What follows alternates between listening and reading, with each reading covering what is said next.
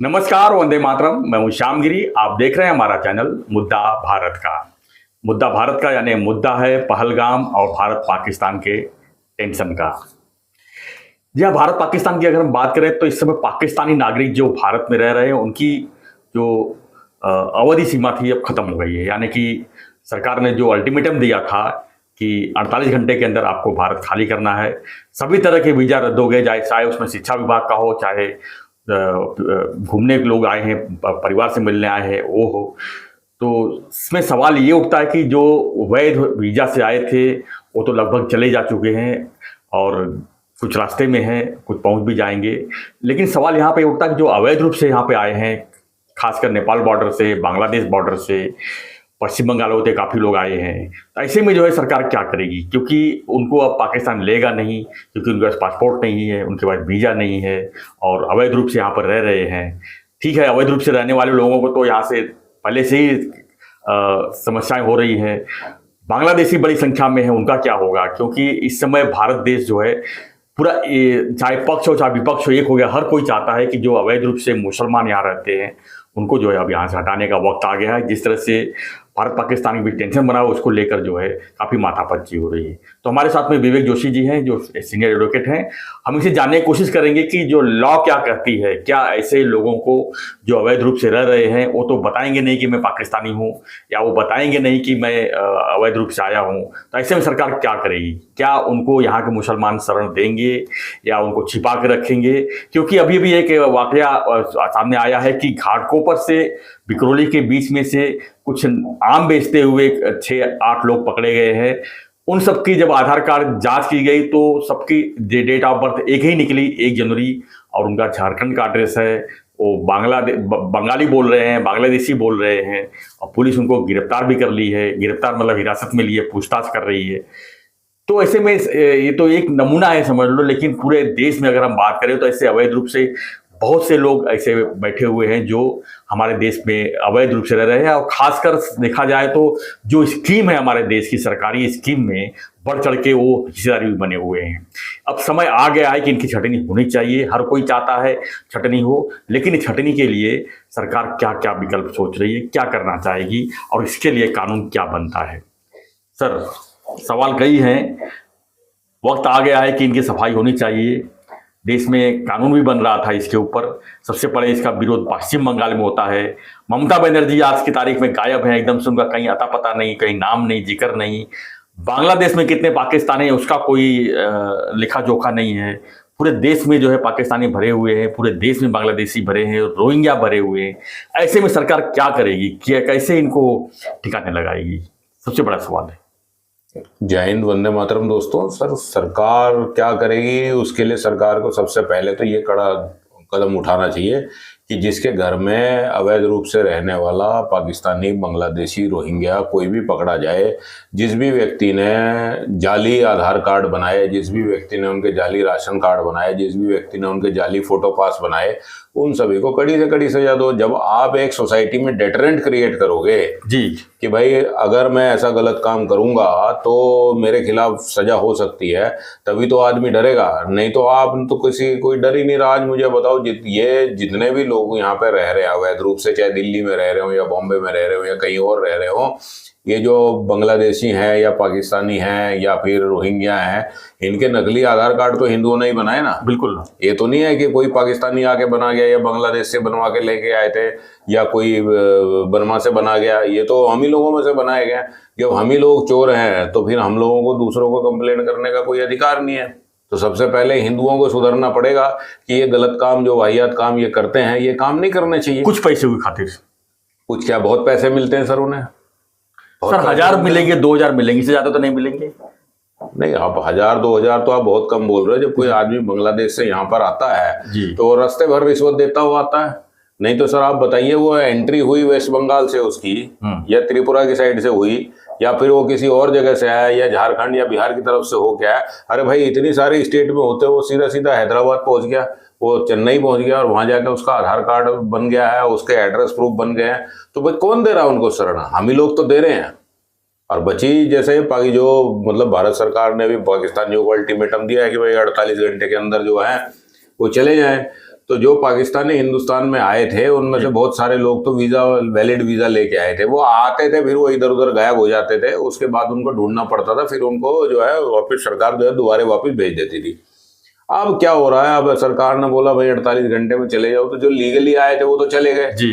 अब जो इलीगली आए उनकी पहचान करनी पड़ेगी। अभी कुछ के वीजा खत्म हो गए, एक तो शक्लें एक सी हैं भाई, पता ही नहीं लगा सकते कि ये हिंदुस्तान का मुसलमान है या पाकिस्तान का मुसलमान है। वो भी हिंदी बोलता है, ये भी हिंदी बोलता है, तो ये तो इन्हीं लोगों को बताना पड़ेगा कि भाई कौन है। अभी मान लो कोई पाकिस्तान में रहने वाला है, उसने यहाँ पे शादी कर ली है जी, यहाँ की लड़की शादी करके पाकिस्तान चली गई है, अब वो हो गई पाकिस्तानी नागरिक, वो अगर वापस आई यहाँ पर तो क्या होगा, बड़ा मुश्किल वाला काम हो जाएगा उसके लिए। अब आज की डेट में जो लोग मतलब रह जाएंगे सरकार के डिटेंशन ऑर्डर के बाद भी, सरकार के मतलब आदेश के बाद भी, तो उन लोगों को 6 महीने से लेकर 5 साल तक की सजा हो सकती है फॉरेनर्स एक्ट के अंदर, पासपोर्ट एक्ट के अंदर हो सकती है, और भी कई सारे एक्ट है जिसके तहत कार्रवाई हो सकती है।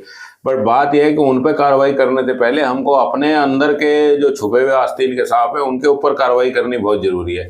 भाई नकली आधार कार्ड बनता कैसे है, नकली राशन कार्ड बनता कैसे है, कोई चेक्स एंड बैलेंसेस है कि नहीं है। नकली आप उनके आज तो मैं सुन रहा हूँ ये मोदी जी की जो योजना है इनमें भी नकली बन चुके हैं उनके। बिल्कुल, योजना का फायदा ले रहे हैं। कौन बना रहा है ये लाडली बहना योजना तक का फायदा ले रहे हैं। तो फिर जब ये सारी चीजें हो रही हैं तो सबसे पहले हमको अपना इंटरनल सिस्टम जो है वो दुरुस्त करना चाहिए, और उसके बाद हमें मतलब आगे की बात सोचनी चाहिए कि पाकिस्तान में क्या होगा।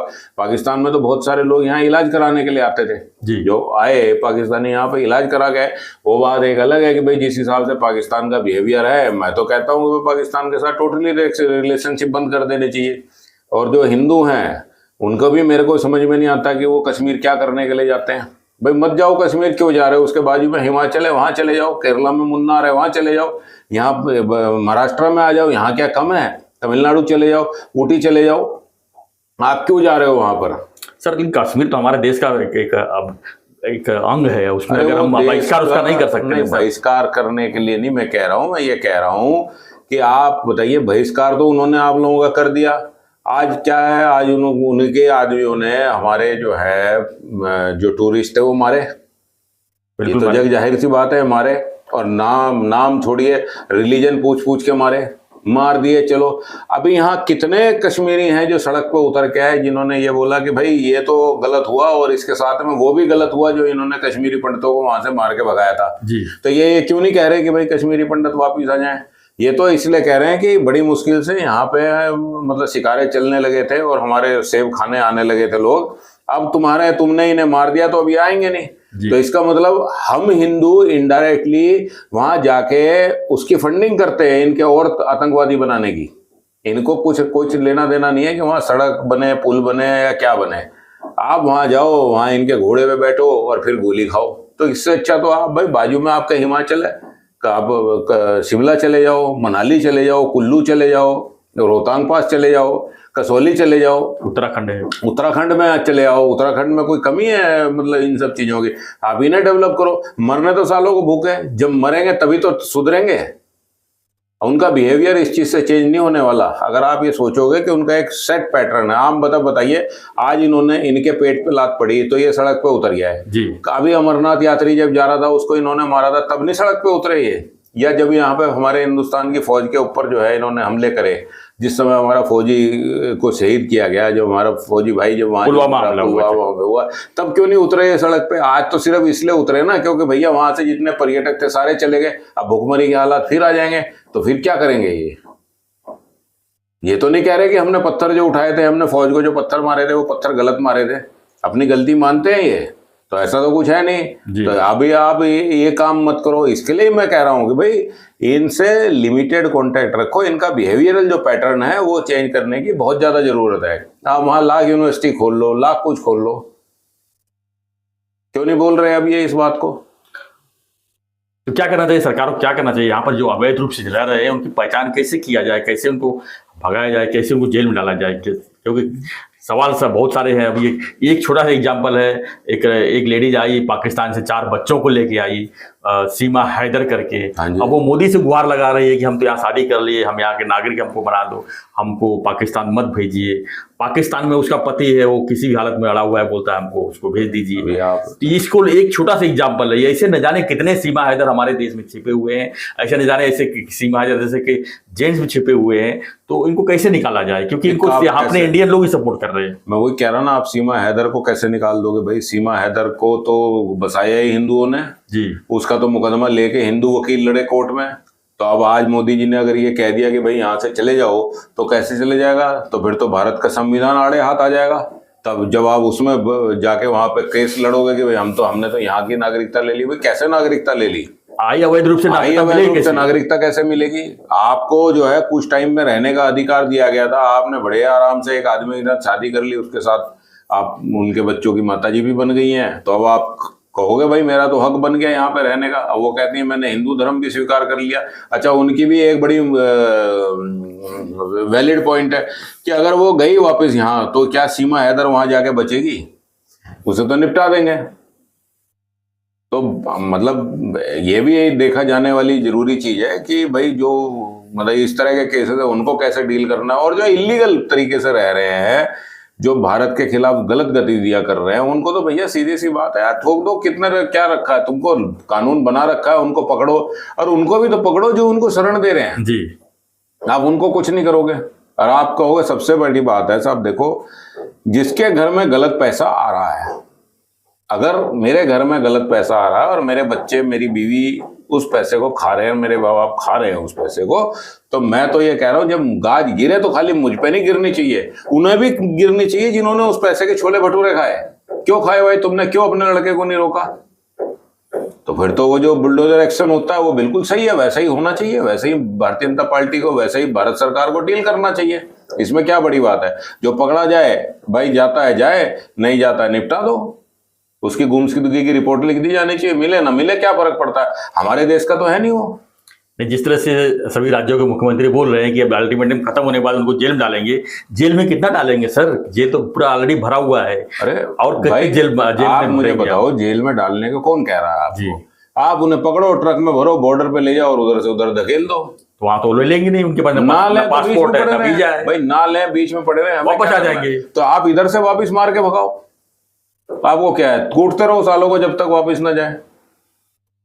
यही तरीका है। आपको कौन कह रहा है? अभी मान लो जो बांग्लादेशी को आप पकड़ के वहां तार के उस साइड पे घुसाड़ देते हो, आप कभी पोलैंड में देखते हो क्या होता है? पोलैंड में जिन्होंने मतलब ये पोलैंड ने अपना बॉर्डर सील करने के लिए प्रॉपर तरीके से वायरिंग कर दी है। अभी जैसे ही वायर कटती है तो पोलैंड की आर्मी को पता लग जाता है कि ये आ गए यहाँ से, तो वो वहीं पर तुरंत पहुंचते हैं, वार्निंग शॉट फायर करते हैं, अगर वापस नहीं गए तो ठोक देते हैं, निपटा दिया, खत्म। अब आना बंद हो गया। आप इलीगल इमिग्रेंट्स को कैसे कंट्रोल करोगे भाई? बिल्कुल। अब आप कहोगे नहीं नहीं नहीं नहीं नहीं, इसमें जो ह्यूमन राइट्स, अरे भाई यहाँ आके जो इन्होंने ह्यूमन राइट्स का बवाल मचा रखा, उस ह्यूमन राइट्स को कौन देखेगा? मेरी सुरक्षा कौन देखेगा? मेरी ह्यूमन राइट्स कौन सिक्योर करेगा? आपकी ह्यूमन राइट्स कौन सिक्योर करेगा? ये क्या ह्यूमन है क्या? वहां से चले आ रहे हैं रोहिंग्या, या ह्यूमन है क्या है ये? इनका हम क्या करें? उठा के वापिस भेजो इनको। और आज की डेट में भारतीय जनता पार्टी भी बोलती ही तो है, उसने करा क्या है? पटल पे आप बताओ कितने उन्होंने वापिस कर दिए।